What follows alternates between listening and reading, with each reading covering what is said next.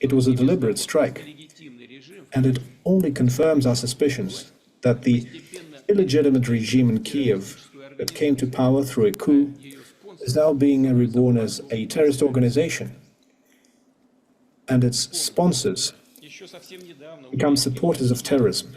Mr. President, colleagues, I would like to report that the Istanbul talks were held in a bilateral format.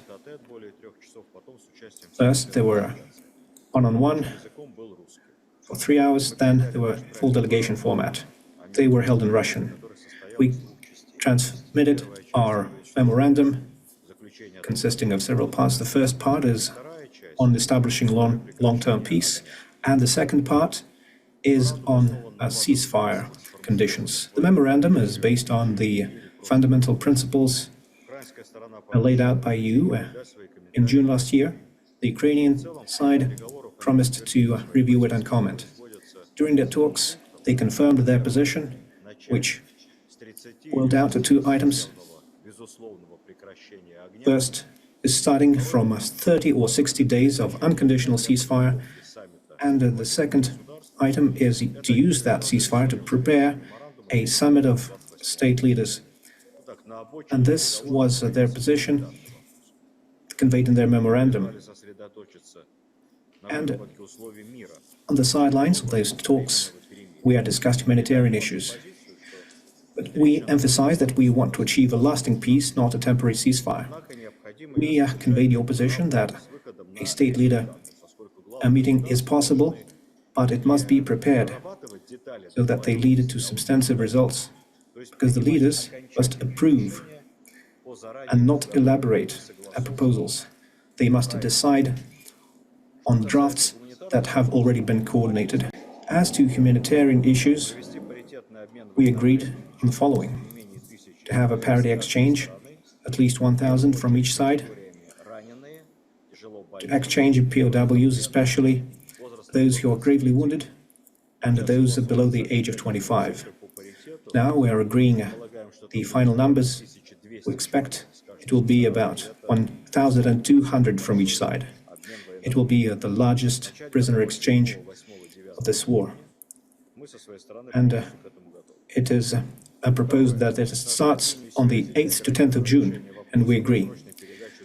Second is to ensure a communications mechanism to exchange those who are gravely wounded in a fast-track regime. We also proposed unilaterally to provide 6,000 frozen bodies of Ukrainian soldiers and officers. We are currently prepared for the transfer, and we're ready to do it in the following days.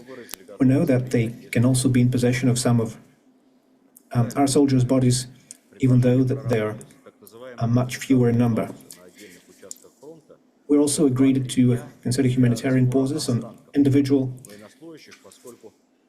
parts of the front,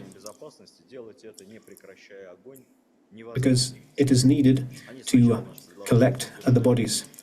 The Ukrainian side supported our proposal initially, but in 2 hours, Zelensky made a public statement repudiating that preliminary agreement. However, we are willing to reconsider it, and I would like to hear Mr. Lavrov's opinion. Well, Mr. Medinsky has laid out the key points. I believe this is an important and a useful process. And if you had a conversation with Donald Trump on the need for direct talks, and the mechanism is now underway. Both rounds have yielded concrete results, as we have heard, including the prisoner exchange, 1,000 on 1,000. And now, as Mr. Medinsky has said, additional exchange agreements have been reached on a similar scale, and it does not only include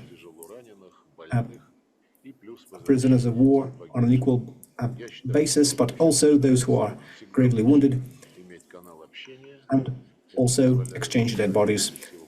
I believe having a communications channel is always useful to resolve humanitarian issues and coordinate mutual humanitarian steps, as goodwill gesture, and as a confidence-building measure that is quite necessary on the present step.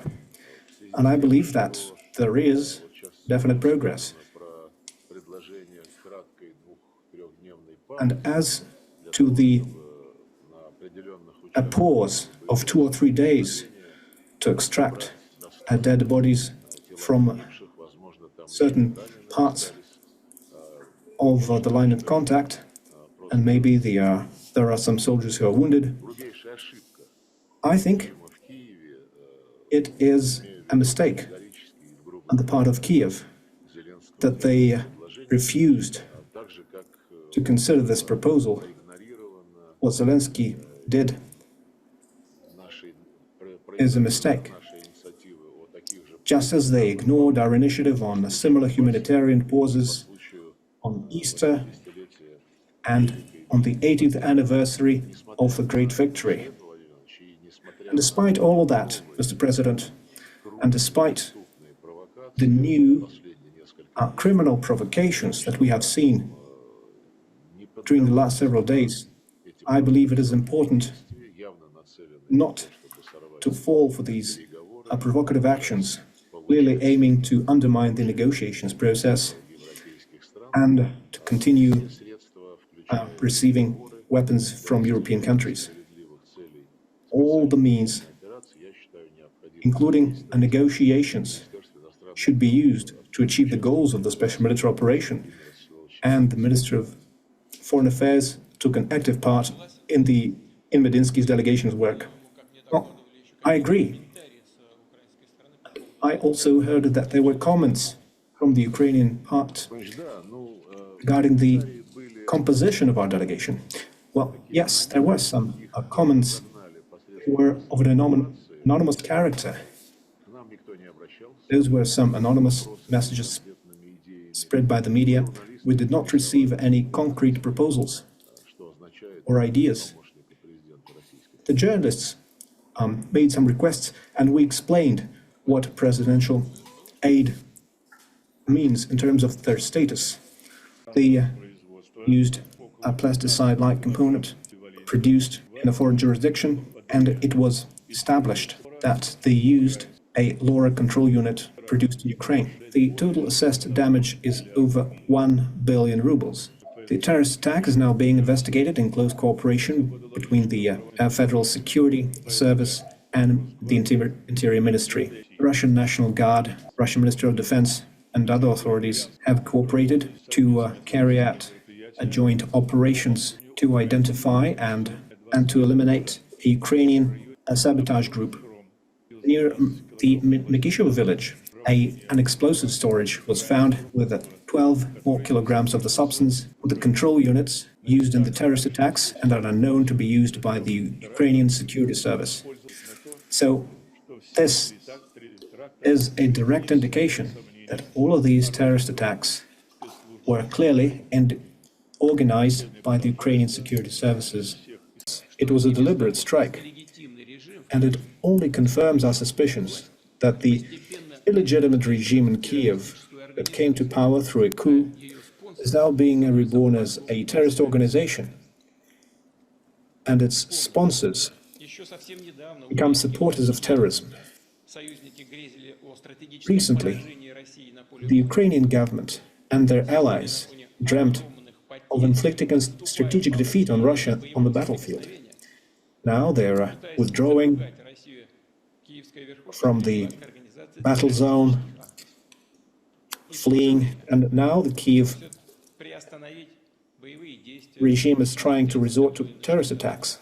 At the same time, they're asking for a ceasefire. They're asking for top-level meetings. But how can we organize such meetings when something like this is happening? What is there to talk about? How can we negotiate with those who are resorting to terrorism? And why should we reward them with a cessation in hostilities?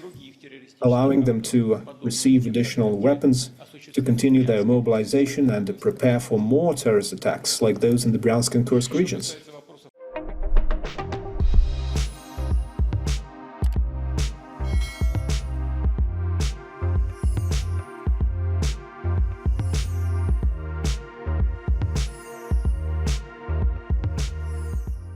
Times of India videos, your daily dose of India and the world.